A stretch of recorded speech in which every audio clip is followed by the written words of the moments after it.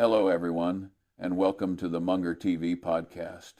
Before we begin, for those of you who are new to this podcast, this is where I mainly share two types of content. First, personal finance management skills, and second, life experiences I've accumulated. Hello again, everyone, and now let's dive into today's topic. Before we dive into today's episode, I want you, wherever you are, whether you're at home, driving, or walking down the street, to really focus on what I'm about to share. That's why this video has nothing fancy in it. Just a simple background, soft light, and one quiet line of text. No distractions, no flashing images, because sometimes the best way to think deeply is with calm and simplicity. So, even if you're just passing through a busy street or sitting in a quiet room, think of this as a small space where we slow down together, where I can walk beside you, not ahead of you. To start today's episode, I invite you to imagine a few scenarios with me. Suppose science invented a machine that could predict with 100% accuracy any event that will happen to us. Note that it's 100% accurate, meaning once it predicts something, that event is absolutely, certainly going to happen to us after a certain period of time. Now, let's see how a machine like that would impact our lives. Let's take the first example. Suppose the machine predicts that exactly 1 year from today, we will go bankrupt, lose all our assets, and be left with nothing. Now, try to think, after hearing that news, will our lives be better or worse? Personally, I believe our lives would be more negative than positive. Some might say that knowing this in advance would make us more careful, giving us better preparation to avoid bankruptcy. However, as we hypothesized from the beginning, this machine predicts with 100% accuracy, meaning we will certainly go bankrupt a year from now, no matter what. Therefore, preparation, in this case, does not change the outcome. Knowing this, two main thoughts might emerge. First, some people might decide to live carelessly with the mindset, well, since I'll have nothing left next year anyway, why not spend it all now? But imagine a little further. Even if we spend freely, the knowledge that we will soon lose everything and stop enjoying life would make that a thoroughly unpleasant and joyless experience. Second, another group of people might surrender to fate, thinking, if I'm going to be left with nothing anyway, why bother trying? I'll just go with the flow and wait for the day. As you can see, both lines of thinking instantly diminish the quality of our lives right after we hear the news. Instead of living happily and striving every day, agreeing that we'd be broke in a year, but at least having a year of interesting and worthwhile living, we choose immediate despair. You might think that the negative feeling is because the outcome is bad, but let me try to analyze why even a good outcome doesn't help much. Let's imagine the machine predicts that a year from now, we will win a 100 billion jackpot. Now, imagine our feeling. Some people who are currently striving might lose all motivation. Why struggle if you'll be rich next year anyway? Others would fall into a state of waiting. They wouldn't want to do anything. They would just wish the days would pass quickly until the lottery moment. The result is not much different from the bankruptcy scenario. We would lose 1 year of life living in a state of restlessness, just wishing time would fly by. In both scenarios, the greatest loss is that we lose 1 year of our life, a year that we could have lived meaningfully. Looking further, we are losing the most precious thing in the world, time.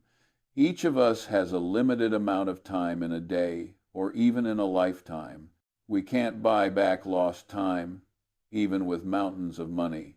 These two examples, one good, one bad, both lead to the conclusion that knowing the future, to some extent, negatively impacts our present.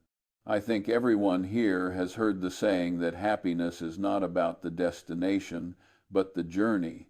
When we know the outcome of the destination, whether good or bad, I believe it impacts our journey, the most important and meaningful part of our lives.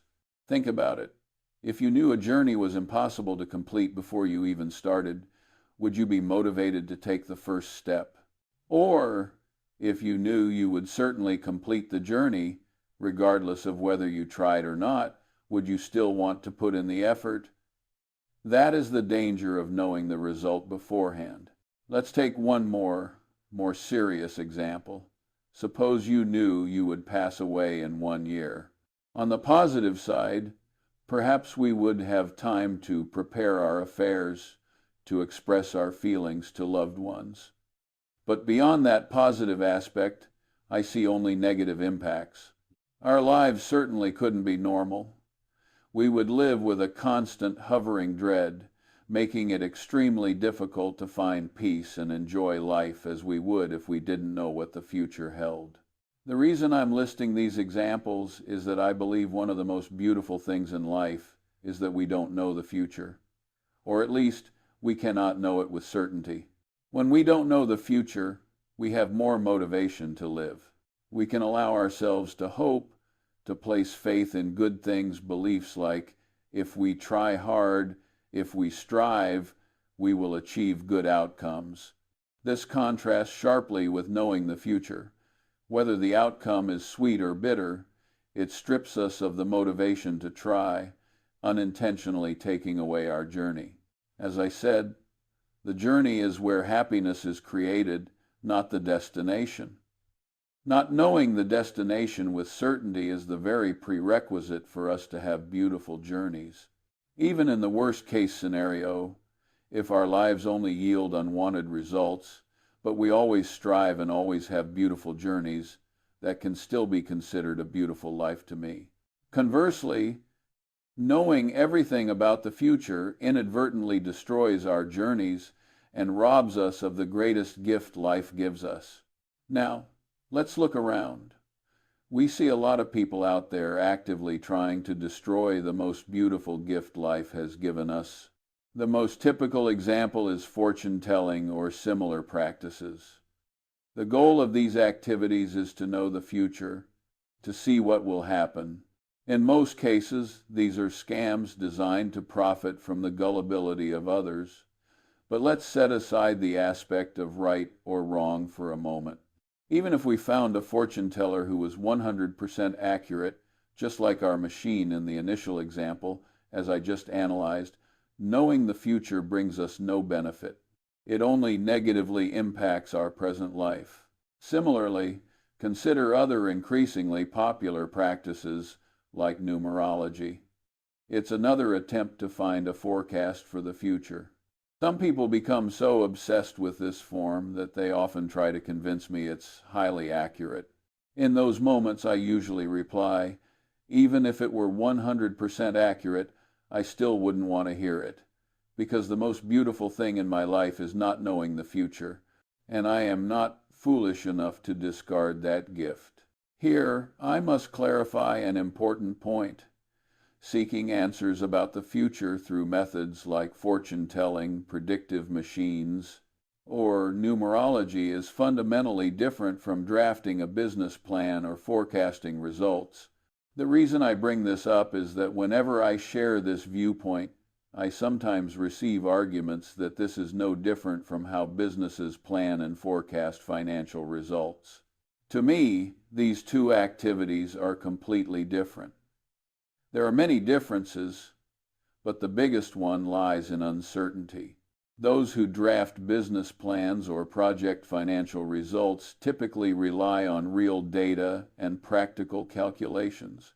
Crucially, everyone knows that any plan or projection, in English, a forecast, is just a projection. It's similar to a weather forecast. We use current factual data to project the future, and we accept that it is just a forecast.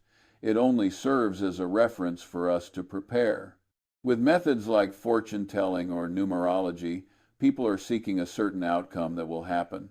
Fortune tellers always pronounce their predictions as gospel, saying things like, "This year you will be this or that." Numerology experts also speak with absolute certainty. This crucial difference leads to a vastly different impact on our present. In the case of evidence-based forecasting, like in business, we still have full motivation and enthusiasm to strive toward a goal. Our proactivity remains intact and our journey is unaffected. However, with fortune-telling and similar practices, people often receive it with a passive attitude, as if their fate or destiny is already fixed. They know the future as a form of resignation. If they do things like ritual offerings to avert misfortune, it only serves to benefit the fortune tellers or numerology experts. To conclude today's episode, I only want to reiterate the main point I just shared. To me, not knowing the future is the most beautiful thing in life. It is the ingredient that creates the most beautiful life journeys for us, ultimately leading to a beautiful life. Therefore, we should not be foolish enough to discard this special gift by trying to seek future results, only to end up as prey for bad people who exploit our gullibility. Those are a few perspectives on a phenomenon that is quite common in our society today. I hope these shares bring value to you. I will end today's episode here. If you find this content useful, please share it with your friends and family. Also, as usual, because the YouTube algorithm prioritizes videos with many likes, if you like this video, please click the like button to help more people discover us. Thank you for following, and I wish you all a peaceful weekend evening.